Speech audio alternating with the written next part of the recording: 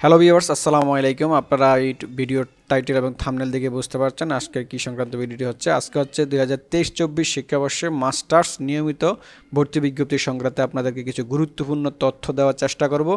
তো আশা করি আপনারা সম্পূর্ণ ভিডিওটি দেখবেন এবং উপকৃত হবেন। তো চলুন শুরু করা যাক। আপনারা দেখতেছেন আমি স্ক্রিনে আমাদের জাতীয় বিশ্ববিদ্যালয়ের ওয়েবসাইটে আছি।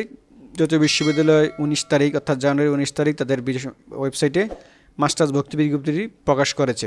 তো আপনারা স্ক্রিনে দেখতে পাচ্ছেন আবেদন শুরু হবে 2026 সনের অর্থাৎ এই মাসে জানুয়ারি 22 তারিখ বিকেল 4টা থেকে 19 ফেব্রুয়ারি 2026 তারিখ পর্যন্ত, অর্থাৎ মোটামুটি বলতে গেলে প্রায় এক মাসের মতো সময়, অর্থাৎ 22 তারিখ থেকে শুরু হয়ে 19 তারিখ পর্যন্ত চলবে।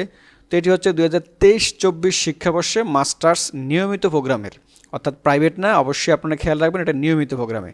তো এখানে যাবতীয় তথ্যগুলো দেওয়া আছে, কত টাকা লাগবে, কে আসে, কী বিষয়, এখানে কবে আবেদন শুরু হবে, কত টাকা জমা দিতে হবে, কোন তারিখের মধ্যে।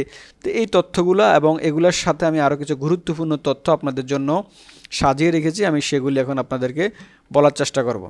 তো মাস্টার্স নিয়মিত আবেদন শুরু হবে 22 জানুয়ারি 19 ফেব্রুয়ারি পর্যন্ত চলবে এবং আবেদন ফি হচ্ছে আপনার 1000 টাকা আর ভর্তি ফি হচ্ছে 4000 থেকে 5000 টাকার মধ্যে। অর্থাৎ আপনারা 22 তারিখে অনলাইনে যে আবেদনটি করবেন তখন আপনাকে আবেদন ফি জমা দিতে হবে 1000 টাকা, এবং যখন আপনি আবেদন পড়ার পরে যখন আপনি চান্স পাবেন এবং ভর্তি হবেন তখন আপনার ভর্তি ফি হবে 4000 থেকে 5000 টাকার মধ্যে, এবং 60% ক্লাসে বাধ্যতামূলক আপনাকে করতে হবে, এবং টার্ম পেপার আছে, 2টি ইনকোর্স পরীক্ষা হবে এবং সর্বশেষ ফাইনাল পরীক্ষা হবে। এই তথ্যগুলো আপনি মাথায় রেখে এবং জেনে অবশ্যই আপনি মাস্টার্স নিয়মিত ভর্তি হওয়ার জন্য আগ্রহ হবেন। এবং আবেদন করে সিজিপিএ রেজাল্টের উপর মেধা তালিকা দিয়ে চান্স হবে, অর্থাৎ আপনার অনার্সের সিজিপিএর উপর আপনার মেধা তালিকা দেওয়া হবে, অর্থাৎ আপনি কোন কলেজে আবেদন করছেন সেই কলেজে আপনার অনার্সের রেজাল্টের উপরে মেধা তালিকার উপরে চান্স দেওয়ার একটা বিষয় আছে এখানে। তারপর হচ্ছে মাস্টার্স প্রাইভেট নিয়মিত কোর্সের ভর্তি শেষে সার্কুলার প্রকাশ হবে, অর্থাৎ এখন যেই মাস্টার্স নিয়মিত কোর্সের ভর্তি আবেদন চলবে এটা শেষ হওয়ার পরে তারপরে প্রাইভেট কোর্সের সার্কুলার প্রকাশ করা হবে। তো এটা মনে করেন আনুমানিক এপ্রিল মাসের মধ্যেই হতে পারে আশা করা যায়।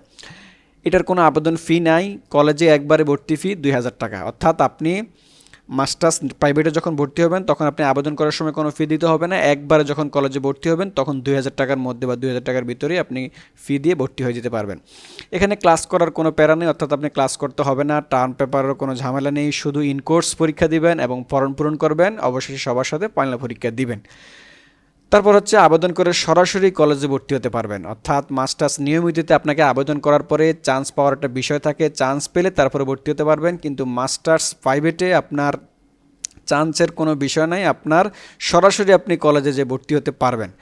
সিজিপিএ 2.25 থাকলে টপ সরকারি কলেজগুলোতে আপনি ভর্তি হতে পারবেন, অর্থাৎ আপনার অনার্সের সিজিপিএ যদি এভারেজে 2.25 থাকে তাহলে আপনি টপ সরকারি যতগুলো কলেজ আছে, অর্থাৎ ভালো ভালো যতগুলো টপ রেটেড কলেজগুলো আছে সেগুলোতে আপনি ভর্তি হতে পারবেন আশা করা যায়।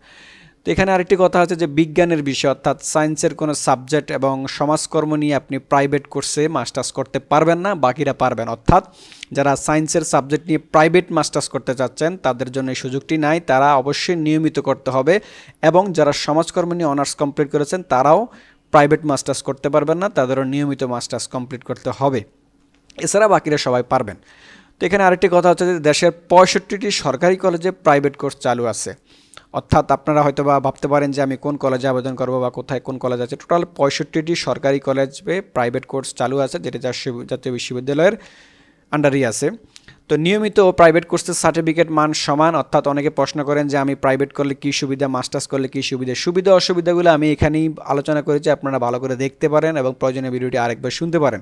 তো এখানে নিয়মিত এবং প্রাইভেটের সার্টিফিকেটের মান সমান এবং সনদে কোথাও উল্লেখ থাকে না কোনটা নিয়মিত কোনটা প্রাইভেট, শুধু পার্থক্য হচ্ছে একটা ক্লাস করতে হয়, একটা ক্লাস করতে হয় না, একটা টার্ম পেপার আছে, একটা টার্ম পেপার নাই, এবং একটাতে মেধা তালিকা দিয়ে চান্স পেতে হয় আর একটা মেধা তালিকার কোনো বিষয় নেই, আপনি যে কোনো অনুমোদিত যে কোনো কলেজে আপনি মাস্টার্স প্রাইভেট করতে পারবেন, এতটুকুই সুবিধা। সার্টিফিকেটের মান কোনো ডিফারেন্স নাই, এটি সমান তালে আছে। তো আমি রিকমেন্ড করব যারা বিবাহিত বা যারা চাকরিজীবী তাদের জন্য প্রাইভেট কোর্সটাই বেটার হবে, বাকি সিদ্ধান্ত আপনার।